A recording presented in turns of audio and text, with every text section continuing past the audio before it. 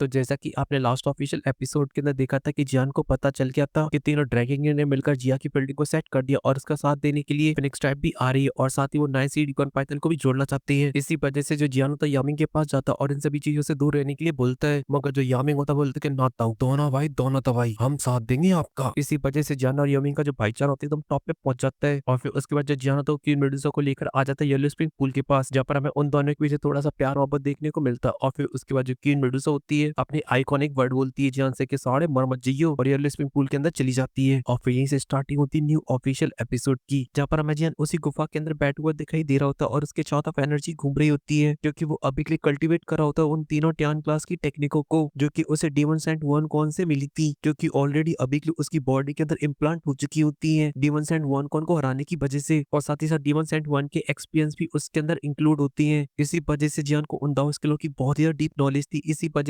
वजह से जो याओशॉट ने येलो स्प्रिंग फिंगर से हमला किया था जियान के ऊपर, अगर जियान काउंटर में अब उसके ऊपर हमला करता है तो डेफिनेटली जियान की दाव स्किल उसके ऊपर भारी पड़ेगी, क्योंकि जियान के पास इन दाव स्किलों की क्रिएटर का पूरा डाटा है। इस वजह से वो बहुत ही अच्छे से वीकनेस और स्ट्रॉन्गनेस जानता है। इसी वजह से 9 पाइथन के लोगों ने अभी के लिए उस टैबलेट से जो भी इन्फॉर्मेशन ली है वो जियान के बिल्कुल भी आसपास के नहीं है। और इतना बोलते हैं कि जियान के आसपास की जो डीमन सेंट वन गन की एनर्जी होती है वो काफी ज्यादा खतरनाक हो जाती है और वो आसपास चारों तरफ फैल जाती है, यहाँ तक वो इतनी ज्यादा खतरनाक होती है पूरे येलो स्प्रिंग पूल को फ्रीज कर देती है, यहाँ तक कि जो जियान होता है वो भी उसे कंट्रोल नहीं कर पा रहा होता है। इस वजह से वो अपने मन में बोलते हैं, सच में ये जो डीमन सेंट वन कौन वो बहुत ही ज्यादा स्ट्रॉन्ग थे, उनके ब्लड के पास छोटे से ड्रॉप के अंदर इतनी भयानक एनर्जी होगी मैंने सोचा नहीं था, इसलिए मुझे कुछ भी करके जल्द से जल्द इसे रिफाइन करना होगा। इसी वजह से जो जियान होता है एक पल की देरी नहीं करता और अपनी हेवनली फ्लेम को बाहर निकाल लेता है और जो डीमन सेंट वन कौन का ऐसा ब्लड होता है उसे चारों तरफ से कवर कर लेता है, जिस वजह से उसकी जो ब्रूटल एनर्जी होती है वो काफी ज्यादा कम हो जाती है। लेकिन तभी अचानक से जो ब्लड होता है वो काफी ज्यादा वायलेंट हो जाता है और जियान की हेवनली फ्लेम की बैरी को तोड़ देती है और चारों तरफ फैल जाती है। इस वजह से जो जियान होता है फिर से अपनी पूरी कोशिश करके उसे कंट्रोल करने की कोशिश करता रहता है और कुछ ही देर बाद जो जियान होता है फाइनली उसे फिर से कंट्रोल कर लेता है और फिर अपना बिल्कुल भी टाइम वेस्ट नहीं करता और तुरंत ही उस एनर्जी को गटक जाता है, मतलब खा जाता है। और वो ब्लड जैसे जियान की बॉडी के गले के नीचे जाता है तुरंत ही अचानक से जियान की बॉडी के अंदर एनर्जी ओवरफ्लो हो जाती है और जियान की बॉडी से बाहर निकलने लगती है। तो जियान उसे सप्रेस करने की कोशिश करता है मगर एनर्जी काफी ज्यादा खतरनाक होती है। इसी वजह से जियान की बॉडी के अंदर से एक बहुत ही पावरफुल एनर्जी का प्लेयर बाहर निकलता है जो सीधा जाके आसमान से टकराता है और आसमान में पीले पीले बादल छा जाते हैं और इन सभी चीजों को देख रही होती खड़ी हुई एक पहाड़ के ऊपर लिटिल फ्री डॉक्टर और क्विंगली। इस वजह से वो दोनों काफी ज्यादा हैरान हो जाती है और क्विंगली बोलती है कि अभी के लिए जो पावरफुल एनर्जी वो यंग मास्टर ने रिलीज की है कहीं उनके कल्टीवेशन में कोई गड़बड़ सड़बड़ तो नहीं हो गई है। जैसे उनकी जो लिटिल फेक डॉक्टर होती है थोड़ी देर देखती और बोलती कोई दिक्कत वाली बात नहीं है, अभी के लिए हमें उसके ऊपर भरोसा रखना चाहिए, जो करेगा अच्छा करेगा। लेकिन वहीं पे जो जियान की हालत होती है वो अभी के लिए काफी ज्यादा खराब हो चुकी होती है, क्योंकि वो अभी के लिए एनर्जी को कंट्रोल नहीं कर पा रहा था, क्योंकि वो एनर्जी उसकी लिमिट से बाहर जा चुकी थी। लेकिन ये बात भी सच है कि जियान अब कोई नॉर्मल इंसान नहीं है, इस वजह से वो खुद बोलता है अभी के लिए मेरी जगह कोई डाउजिंग लेवल का बॉय होता और इस एनर्जी को एब्जॉर्ब करता तो उसकी जो बॉडी होती है वो ब्लास्ट कर जाती। लेकिन अब मैं कोई नॉर्मल इंसान नहीं हूँ, मैं हूँ सेंट ज़ोयान और इस बात को मैं बहुत ही अच्छे से जानता था कि इस एनर्जी को कोई नॉर्मल इंसान रिफाइन नहीं कर सकता है, इसलिए मैं पहले से इसके लिए तैयार था। और इतना बोल के जो जियान होता है उस एनर्जी को रिफाइन करता रहता है और फिर सीन कट होके आ जाता है येलो स्प्रिंग पूल के अंदर, जहाँ पर हमारी क्वीन मेडुसा अभी के लिए अपने बीच फॉर्म के अंदर होती है, जो कि जियान की इस खतरनाक वाली कल्टीवेशन की वजह से उसकी आंखें खुल जाती हैं और वो आसमान की तरफ देखती है और बोलती जियान मैंने भी अभी के लिए इस बात की बिल्कुल भी उम्मीद नहीं की थी ये एनर्जी इतनी ज्यादा खतरनाक होगी, मगर तुम हार मत मानना, ऐसी लगे रहो। अब हमारी बीटीटीएच की रानी साहिबा ने बोल दिया कि लगे रहो जियान, तो फिर जियान कैसे पीछे हट सकता था। इस वजह से वो कंटिन्यू उस पेन को सफर करता रहता और कल्टिवेट करता रहता है, जहाँ पर वो अपनी हेवनली फ्लेम से रिफाइन कर रहा था एनर्जी को और दोईकी के अंदर कन्वर्ट कर रहा था। लेकिन जो एनर्जी की क्वांटिटी होती है वो काफी ज्यादा होता है, इस वजह से जो समय होता है धीरे धीरे करके फ्लो होता रहता है और दिन बीतते रहते हैं। वही वो दोनों संध्या होती है वो जियान के उठने का वेट करती रहती है और ऐसे पूरे 3 दिन बीत जाते हैं, ऐसा कुंडी में बोलती हुई दिखाई देती है। जैसे उनके लिटिल फेक डॉक्टर बोलती जो खतरनाक और वायलेंट एनर्जी थी अब वो भी पहले के कंपैरिजन में काफी ज्यादा कमजोर पड़ चुकी है। इसी वजह से मुझे अभी के लिए लगता है कि तुम्हारे जो यंग मास्टर है उनकी जो कल्टीवेशन है वो कुछ ही टाइम बाद खत्म होने वाली है। ये सुन के जो क्विंगली होती है बोलती है सच में, ये सुन के लिटिल फेक डॉक्टर हमें नॉट कर देती है, मगर तभी अचानक से वहाँ पे एक एनर्जी का ब्लास्ट होता है और जो एनर्जी होती है वो चारों तरफ फैल जाती है, मगर ये एनर्जी काफी प्योर और काफी शांत होती है और जब ये वो दोनों देखते तो सबको समझ जाती है। इस वजह से जो लिटिल फेक डॉक्टर होती है क्विंगली से बोलती है चलो चल के देखते हैं। जिस उनके जो क्विंगली होती है हमें नॉट कर देती है और फिर दोनों वहां से चली जाती जैन के पास और ये जो एनर्जी थी वो दूर से भी दिखाई दे रही होती है। इस वजह से 9 पाइथन की बॉडी को भी पता चल जाता है और वो देखकर हैरान हो जाते हैं और बोलते हैं ये क्या है और ये एनर्जी तो बहुत ही ज्यादा स्ट्रॉन्ग है। लेकिन अभी की दिक्कत वाली बात ये कि ट्रैप लीडर की तरफ से ऑर्डर आया कि अंदर कुछ भी होता रहे मगर कोई भी वहाँ पे नहीं जाएगा और ये सही बातें पीछे से याओ मिंग भी सुन रहा होता है। लेकिन यहाँ पे जो लोग होते हैं वो चुगली करना कंटिन्यू रखते हैं और बोलते कि अभी के लिए इतना तो कंफर्म है जो हमारे यहाँ पे गेस्ट आए उन्हीं का ये कांड है, जरूरी जियान वहाँ पे कुछ कर रहा है। वहीं पे याओ मिंग भी अपने एल्डर के पास आ जाते और बोलते हैं लगता है शायद भाई जियान अभी के लिए बहुत ही जल्दी अपनी कल्टीवेशन से बाहर आने वाले हैं। लेकिन तभी जो एल्डर होता है वो यामिंग से बोलता है कि मगर अभी के लिए जियान भाई का जो ऑरा है अब वो पहले से काफी स्ट्रॉन्ग फील हो रहा है। मुझे तो ऐसा लगता है शायद भाई जियान ने अभी के लिए डाउ शेंग के 2 स्टार के अंदर ब्रेक तो कर लिया है। जिसे उनके यामिंग बोलते हैं कि ना करे जनाब ना करे। वहीं अभी के लिए डीमंस एंड वन गन का जो एसेंस ब्लड है वो बहुत ही ज्यादा पावरफुल है, लेकिन वहां तक पहुंचना बहुत ही ज्यादा मुश्किल है। मुझे लगता है ज्यादा से ज्यादा जियान भाई अभी के लिए डाउ शेंग के 1 स्टार की पीक पर पहुंचे होंगे, या बोला जाए एडवांस लेवल पर। और अगर वो ऐसा करने में कामयाब होते तो ये उनके लिए बहुत ही बड़ी हेल्प होगी। चलो चलकर देखते, और साथ ही उन्हें अभी के लिए फिनिक्स ट्रैप के बारे में भी बताना है, क्योंकि मुझे काफी सारी इन्फॉर्मेशन उनसे मिली है। और इतना बोल के यामिंग और अपने एल्डर के साथ वहां से चले जाते हैं। और इसी के साथ सीन कट होकर येलो स्प्रिंग पूल की माउंटेन रेंज का सीन दिखाया जाता है, जहाँ पे यामिंग अपने एल्डर के साथ जियान की तरफ आगे बढ़ रहे होते हैं एकदम फुल छठवा गियर डाल के। इसी वजह से कुछ ही पल बाद ही उस जगह पे पहुंच जाते हैं जहाँ पे अभी के लिए जियान कल्टिवेट कर रहा होता है। और जब वो जियान की ऑरे को देखते थे एकदम से हैरान हो जाते और बोलते बैन कस्टो, ये तो सच्ची में डाउ शेंग के 1 स्टार की पीक पर पहुंच गए एडवांस लेवल पर। और यहाँ पे जो जियान होता है बड़ी से एनर्जी क्लस्टर के अंदर कैद होता है। इसी वजह से जो यामिंग होता है वो लिटिल फेरी डॉक्टर के पास चले जाते हैं। और यहाँ पे जब लिटिल फेरी डॉक्टर उन्हें देखती तो फुल इज्जत देती है। तभी जो यामिंग होता बोलते कि मैं आप दोनों का काफी लंबे टाइम से वेट कर रहा था, क्योंकि मुझे आप लोगों को कुछ पता नहीं। सुन के जो लिटिल फेरी डॉक्टर होती है वो जियान की तरफ देखती और बोलती है अभी के लिए जियान कल्टीवेशन में और उसका अब बस लास्ट स्टेप बचा है। और इतना बोलते उस बड़े से बर्फ के क्रिस्टल को देखने लगती है जिसके आसपास काफी ज्यादा एनर्जी फ्लो हो रही होती है। लेकिन तभी अचानक से उसके अंदर से एक बहुत ही पावरफुल एनर्जी की वेव बाहर निकलती है, जिस वजह से आसपास में खड़े हुए लोग भी डगमगा जाते हैं। और अब जो एनर्जी का सर्कुलेशन होता है वो पहले के कंपैरिजन में और फास्ट हो जाता है, और उसके अंदर से जो एनर्जी के ब्लास्ट होते हैं वो बढ़ने लगते हैं। और फिर इसी के साथ सीन कट होकर बर्फ के अंदर के क्रिस्टल का दिखाया जाता है, जहाँ पे जियान बैठा हुआ होता है और उसकी बॉडी के अंदर चारों तरफ एनर्जी भर चुकी होती है। इस वजह से वो जब भी सांस लेता तो उसकी बॉडी से एनर्जी रिलीज हो रही होती है और साथ ही पावरफुल वेव्स भी निकल रही थी। लेकिन तभी जो जियान होता है वो अपनी आंखें खोलता था, जिस वजह से उसके अंदर से काफी एनर्जी बाहर निकलती है और उसके चारों तरफ जो बर्फ का क्रिस्टल बना होता है वो एकदम टूट के बिखरने लगता है। और कुछ ही पल के अंदर ही देखते देखते वो पूरी तरह से टूट के बिखर जाता है। और फिर उसके बाद जो लिटिल फेरी डॉक्टर कोइंगली और बाकी के लोग होते सभी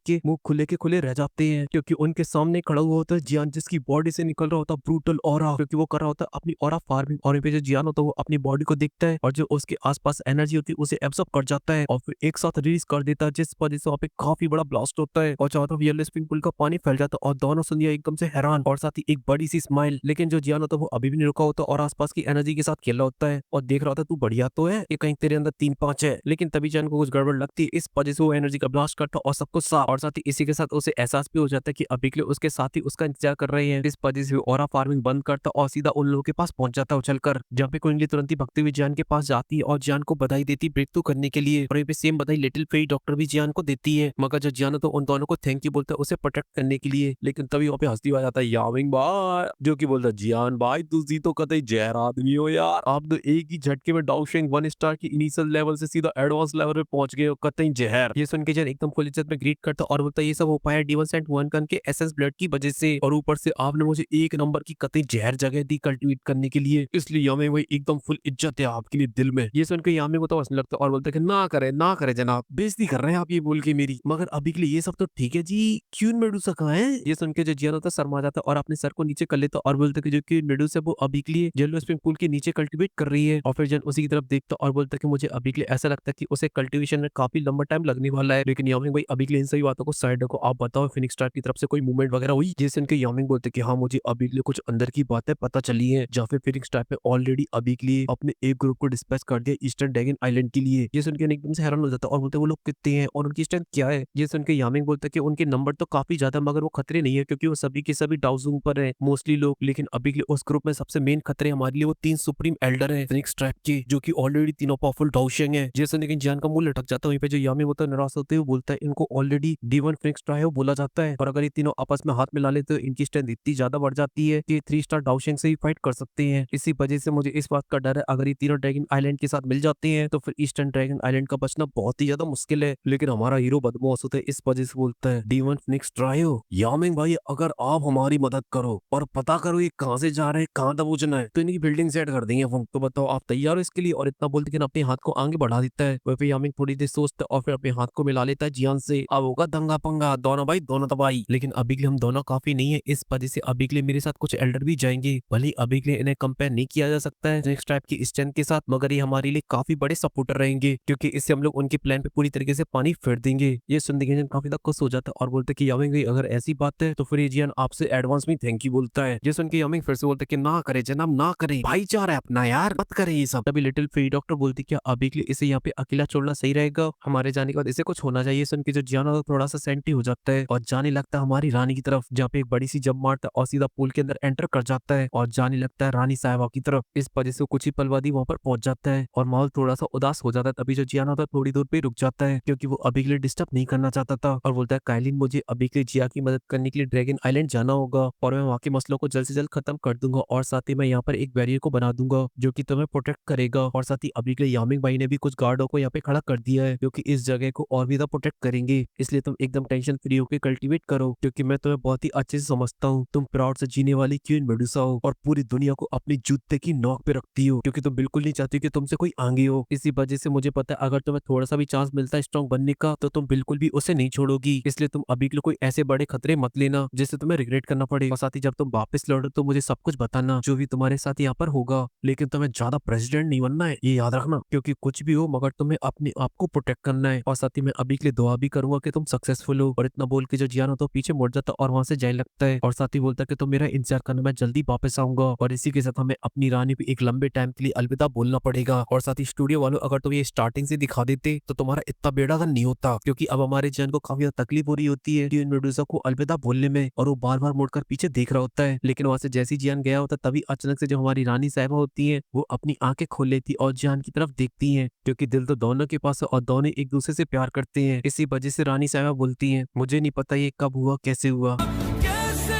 हुआ, कैसे हुआ, तुम इतना जरूरी कैसे। फीलिंग्स तो यही मगर वो ये बोलती है मुझे नहीं पता कब से मुझे आदत होगी तुम्हें प्रोटेक्ट करने की, इसी वजह से अब मैं जब बाहर आऊंगी तब मैं तुमसे आगे होंगी और तुम्हें प्रोटेक्ट करूंगी। लेकिन तभी क्वीन मेडुसा को डीप से कुछ सेंस होता है और वहाँ पे कुछ चमक रहा होता है। इसी वजह से क्वीन मेडुसा उसकी तरफ जाने लगती और बोलती ये चीज बहुत ही खतरनाक है और साथ ही काफी तो पावरफुल भी, यहाँ तक कि येलो स्पिन पूल की खतरनाक एनर्जी से भी ज्यादा। और बिना कुछ सोचे समझे रानी साहब उसकी तरफ आगे बढ़ने लगती है और बोलती कुछ भी हो जाए जियान मैं तुमसे प्रॉमिस करती कि मैं तुमसे ज्यादा स्ट्रॉन्ग बनूंगी और उसकी तरफ चली जाती है। और फिर सीन कट होकर वापस पूल के बाहर का आ जाता है जहाँ पे जन वापस पूल से बाहर आ जाता है और फिर एकदम फुल स्ट्राइक मारती है अपनी स्पेशल को चाहता फैला देता है और येलो स्पिन पूल के ऊपर बैरियर को बना देता है। और फिर उसके बाद वो यामिंग के पास पहुंच जाता है और बोलते कि चलो चलते हैं। और फिर इसी के साथ सभी लोग वहां से निकल जाते हैं और फिर हमें एम्प्टी स्पेस का सीन दिखाया जाता है जहाँ पर खड़ी होती है स्पेस बोट जहाँ पर अभी के लिए काफी ज्यादा शांति होती है। लेकिन तभी हम लोग बोट के अंदर पहुंच जाते हैं जहाँ पर अभी के लिए कुछ फिंक्स टाइप के लोग खड़े होते हैं और माहौल एकदम पूरा वे भी हो रखा होता है क्योंकि उन लोगों ने तो वहाँ पे महफिल सजा रखी थी। एक गड़ा बैठा हुआ चाय की चुस्कियां ले रहा होता है और प्यारा सा नाच गाना देख रहा होता है और वहीं पे उसके सामने बैठी होती है जी फेंग और हमारी मिस फेंग। मगर अभी के लिए नाच गाने की असली फीलिंग वो मोटा गेंडा ही ले रहा होता है और उसके साइड में बैठा हुआ एक और बंदा और ये दोनों होते हैं कुंग हुआन और यांग हुआंग। और ये सब देखे जो सक्सेसर फ्यूचर जी फेंग काफी ज्यादा परेशान होता है। जो मिस फेंग होती है वो देख रही होती है सामने जहाँ पे हमारी आंटी बैठी हुई होती है और अपनी नाखूनों की नेल पॉलिश बढ़वा रही होती है। वहीं पे आंटी के नाम की बात करें तो इनका नाम है फेंग हुआ, लेकिन वहीं पे जी फेंग को देख के समझ में नहीं आ रहा तो वो एक्साइटेड है या फिर उसे किसी और में इंटरेस्ट है। माहौल पूरा सजा हुआ है मगर फिर भी गड़बड़ा रहा है उसका, तो धीरे धीरे करके प्रेशर बढ़ता जा रहा होता है। इस वजह से उसका एकदम से प्रेशर आउट ऑफ कंट्रोल हो जाता है और वो खड़ा हो जाता है और बोलता है सुप्रीम एल्डर फेंग हुआ अभी के लिए जो हमारा मिशन था वो ड्रैगन एम्प्रेस की ब्लड लाइन को लेना नहीं था बल्कि हमें तो नॉर्दर्न ड्रैगन आइलैंड की मदद करनी थी ईस्टर्न ड्रैगन आइलैंड को कैप्चर करवाने में। मगर अभी के लिए हम लोग को इस एम्प्टी से इसमें आए हुए ऑलरेडी 3 दिन बीत चुके हैं। हम लोग यहाँ पे आकर बस माहौल सजाए बैठे हैं जिससे उनकी जो आंटी फेंग हुआ होती थोड़ी सी एटीट्यूड में आ जाती है और अपने हाथ को उठाती है तो उनकी जो सर्वेंट वर्वेंट होती तुरंत ही वहां से खिसक लेती है और पूरा जो महफिल सजी होती है उसकी माँ की आंख हो जाती है। और फिर उसके बाद फेंग हुआ बोलते कि अभी के लिए किसी को भड़बड़ाने की कोई जरूरत नहीं है, अभी के लिए उन लोगों को आपस में लड़ने दो और जितने लोग मरेंगे उतना ज्यादा फायदा हम लोगों का क्योंकि इससे एंशिएंट व्हाइट ड्रैगन की जो स्ट्रेंथ है वो काफी ज्यादा कम हो जाएगी। तब हम उनके ऊपर हमला करेंगे और पूरे ड्रैगन आइलैंड को खत्म कर देंगे और फिर पूरे मैजिकल वर्ल्ड के अंदर सिर्फ एक ही रूलर होगा और वो होगी फिनिक्स ट्राइब। जैसे उनके जीफेंग जो मुरझाए होते हैं एकदम से खुश हो जाते हैं और साथ ही मिस फेंग भी। और फिर जो गैंड एल्डर होता है उसके चेहरे के ऊपर स्माइल आ जाती है और जो पावर रेंजर होता है उसे ये सब पहले से पता था। और ये जो जीफेंग और जो मिस फेंग होती है एकदम फुल जोश में आ जाती और ग्रीट करती है और बोलती तुसी तो ग्रेट हो जी। जैसे उनके जो फेंग होते हैं वो भी काफी ज्यादा खुश हो जाती और बोलते काफी लंबा टाइम हो चुका है उन्हें रूल करते करते मगर अब टाइम आ चुका है बदलाव का। ये सुन के वहाँ पे जितने भी लोग होते हैं सभी के सभी आंटी एकदम फुल फैन हो जाते हैं और एकदम फुल इज्जत के साथ आंटी को ग्रीट करते हैं। आंटी जी तुसी महान हो ऐसा समझ रही होती है आंटी अब तो अपने आप को। अब पूरी बोर्ड के ऊपर उनके नारे लग रहे होते हैं लेकिन तभी अचानक से बोर्ड के ऊपर धप्पा दे देता हमारा सीधा जियान अपनी किंग कॉन्ग ग्लास बॉडी के साथ। जैसे देखकर तो चुटके मुटके वॉरी की पैंट में सुसु निकल आती डर के मारे। और इन पे जो गैड़ा और पावर रेंजर और आंटी और जो बाकी के लोग होते हैं वो भी ये देख के काफी हैरान हो जाते हैं। और इन पे जो जियान तो वो ना देखता आओ ना आता है और अपने एक पंच बनाता है और सीधा हमला कर देता है। और जैसे उसका पंच बोर्ड में लगता है, बोर्ड की धज्जियां उड़ जाती और सभी के सभी उड़े चले जाते हैं। कोई किसी पहाड़ के अंदर घुस रहा होता है तो कोई किसी पहाड़ के अंदर, चाहो तो बोर्ड के टुकड़े उड़ जाते और साथ ही वॉरियर भी। मगर जो फेंगो तो काफी ज्यादा भड़क जाती और बोलती किसकी टीम जिसने अभी के फिनिक्स ट्राइब के ऊपर हमला किया। ये सुन के तुरंत ही उसकी तरफ मुड़ता और बोलता कि बैन की स्टोक एंशिएंट डीमन फिनिक्स की। ये सुन के जो पावर रेंजर होता है भड़क जाता और तुरंत ही सीधा जियान के ऊपर हमला करने के लिए चला जाता है। ये देख के जो जियान तो उसमें अपना पंच जड़ देता है। इस वजह से स्पेस की उड़ जाती है धज्जियां और पावर रेंजर भले होगा डाउशिंग, मगर वहां से वो काफी दूर पीछे खिसको हुए चला जाता है और जियान अपनी जगह से टस से मस नहीं होता। मगर जो पावर रेंजर एल्डर होता है यही बात को ले लेता है दिल पे। इस वजह से वो सीधा जियान के ऊपर टूट पड़ता है और कंटिन्यू जियान की किंग कोंग ग्लास बॉडी के ऊपर हमला करने लगता है। मगर उससे जियान को कोई ज्यादा फर्क नहीं पड़ रहा था। जियान इजीली उन्हें डॉच कर रहा था और बोलते आप पुत्र थोड़ी सी झप्पी पप्पी पा, और तुरंत ही एकदम कस के हक कर लेता है जिस वजह से उसकी सारी हड्डियां चटक जाती हैं, इसलिए उसे छोड़ देता। मगर ये देख के जो गैंडा होता है काफी तो गुस्से में आ जाता है और वो तेरी इतनी हिम्मत, ले भाई मेरा बड़ा सा मटके के अंदर घुस जा, और अपने पेट को ओपन कर देता है जिसके अंदर से भयानक एनर्जी निकलती है। स्पेस के अंदर एक बड़ा सा पोर्टल बन जाता है और उसकी सक्शन फोर्स की मदद से जान उसकी तरफ खिसकता हुआ जाने लगता है। लेकिन तभी जान अपने पैर को कस के दबाता और बोलता है कि ताऊ ये काफी नहीं है, और अपनी दाव स्पीड को परफॉर्म करने लगता है जिस वजह से बड़ी बड़ी एनर्जी की बॉलें जान की तरफ मूव करने लगती हैं। और जब उनका रोटेशन काफी फास्ट हो जाता है तो जान तुरंत ही उससे हमला कर देता है गेंडे के ऊपर, जिस वजह से गेंडे के अटैक वटैक धरे रह जाते हैं और वो भागने लगता है। मगर वो जियान के अटैक से नहीं भाग पड़ता है और जाके वो सारी बॉलें उसमें पड़ती हैं जिस वजह से ब्लास्ट काफी ज्यादा खतरनाक होता है और स्पेस के अंदर क्रैक्स आ जाते हैं और जो एनर्जी की वेव्स होती है उससे काफी सारे पत्थर टूट जाते हैं। और ये जो मोटा हो तो काफी दूर खिसका हुआ चला जाता है और बोलता है कि भले तुम कितने भी स्ट्रांग हो मगर हमारे ग्रुप से नहीं जी सकते हो, क्योंकि जो यांग हुआ तो फेंगुआ के पास पहुंच चुका होता है। और वो बोलती है आखिर मुझे अभी के लिए समझ में नहीं आ रहा ये बंदा आखिर कहां से टपक पड़ा। वहीं पे जो मिस फेंग और जू फेंग होती वो भी अभी के लिए काफी परेशान होते हैं, इस वजह से वो सभी को आदेश कर रहे थे जियान के ऊपर अटैक करने के लिए। मगर तभी उसके साइड का स्पेस फटता है और वहां से आ जाती बदमाश लिटिल फेई डॉक्टर। इस वजह से जू फेंग उसके साथ फाइट करने लगता है और ये देखिए जो मिस फेंग होती मदद करने के लिए जाती है, मगर तभी वहां पे आ जाती हरी मिर्ची और सीधी कोई आओ ना देखती ना ताओ और सीधा हमला कर देती है मिस फेंग के ऊपर दनादन दनादन दनादन। वहीं पे जो लिटिल फेई डॉक्टर होती है वो जू फेंग को दबोचे होती है, माहौल पूरा वेवी। और पे जो फेंग होते हैं आसपास की जगह को देख के बोलते कि अभी के लिए अकेला नहीं यहाँ पे और कोई भी है। इस वजह से वो अपनी एनर्जी को रिलीज करती है और बोलते कि अभी के लिए जो भी है वो सामने आए। और उसके इतना बोलते कि उसके सामने वाला जो स्पेस होता है वो टूट के बिखर जाता है और वहीं पे कुंगा और यांगवा होते हैं उसके पास आ जाते हैं उसकी मदद करने के लिए। मगर अभी के लिए जो फेंग होता है सामने की तरफ देख रही होती है क्योंकि अब टाइम है एंट्री बदमाश nine Singh deep grand Python के लीडर यामिंग की। वहीं पे जियान भी देख के पास यही बोल रहा होगा साढ़े इतनी तो तगड़ी एंट्री मेरी भी नहीं थी। वहीं पे जो लिटिल फेई डॉक्टर जो फाइट करी होती है वहां से चली जाती है और साथ ही हरी मिर्ची भी यामिंग की एकदम फुल ऑरा फार्मिंग की एंट्री के लिए। तभी तो यामिंग होता बोलता है कि डीमन फिनिक्स ट्रायो तुम्हें देखियो 100 साल से भी ज्यादा बीत चुके हैं और बताओ कैसे हालचाल है तुम्हारे। और इतना बुलदिगन जियान का बदमाश यामिंग बाहर निकल आता है। एक सेकंड भाई चप्पल पहनाओ इसको कोई, चलो छोड़ो अभी के लिए हवा में चलता है। और यहाँ पे जो यामिंग होता है वो अपनी स्टिक को सीधा जमीन में मारता है जिस वजह से उसका ब्रूटल ऑरा चारों तरफ फैल जाता है। और यहाँ पे जब आंटी ध्यान से देखती तो पहचान जाती और बोलते यामिंग तुम तो अभी भी जिंदा हो। ये सुन के उसके साइड में खड़े दोनों एल्डर हैरान हो जाते हैं और बोलते यामिंग ये तो मर गया था ना कल्टीवेट करते टाइम, ये आखिर अभी के लिए जिंदा कैसे हो सकता है और साथ ही इसने ब्रेक तो कब कर लिया, ये तो डाउशिंग के 2 स्टार पर है। मगर फेंगो को इनसे बातों से कोई मतलब नहीं होता और बोलती है यामिंग अभी के लिए जो हमारे रिश्ते ट्राइब के वो काफी तो अच्छे और हमारे बीच में कोई भी दुश्मनी वगैरह नहीं है, इस वजह से अभी के लिए तुम्हारा ये सब करने का क्या मतलब है, आखिर तुम हमारे रास्ते को क्यों रोक रहे हो, क्या तुम्हारी अभी के लिए 9 सीडी गन पाइथन हमारे एंशिएंट फिनिक्स के साथ बहुत छेड़ना चाहती है, क्योंकि इस एक्शन का सिर्फ एक ही मतलब है मैदान जंग। मगर वहीं पे जो यामिंग भाई होते इतने सीरियस माहौल में भी हंसने लगते और बोलते आंटी अभी के लिए मेरा कोई इंटरेस्ट नहीं है आपकी घंटी बजाने में, मगर क्या करूं काम पे निकला हूं क्योंकि मेरा दोस्त है जियान और आपकी दुश्मनी उसके साथ, इस वजह से जियान की दुश्मनी यानी कि मेरी दुश्मनी। और फिर जब मिस फेंग और जू फेंग जियान नाम सुनते तुरंत ही वो बड़ी जॉइंट बॉडी को देखते हैं और बोलते ओ